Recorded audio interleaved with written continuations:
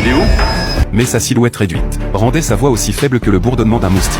Les humains ne pouvaient pas détecter sa présence, et faillirent l'écraser sous leurs pieds. Ce n'est qu'alors que Paul comprit que l'intrus était l'agent immobilier chargé de la vente. De toute évidence, après qu'il se fût retrouvé piégé dans la cave, sa femme avait vendu la maison, en voyant le poisson rouge affamé dans le sous-sol. Paul fut submergé par un profond désespoir. La mort était-elle vraiment son destin inévitable? C'est alors qu'il remarqua le bourdonnement d'un moustique au-dessus de sa tête, en le regardant s'échapper par la fenêtre. Paul comprit que le seul moyen de sortir de cet enfer était de passer par cette même fenêtre. Mais son corps rétréci lui donnait l'impression que les veines du bois étaient dangereusement acérées. Mais escalader une simple table s'avéra être un véritable précipice. Heureusement, grâce à sa seule volonté, il réussit progressivement à se hisser sur le plateau de la table. Mais un grave problème se posait désormais. Comment traverser le gouffre qui se trouvait devant lui? Réalisant qu'il était impossible de battre en retraite, Paul décida de tout risquer.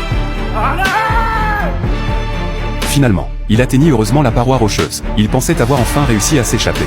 Mais peu après s'être mis en route, une toile d'araignée apparut soudain devant lui.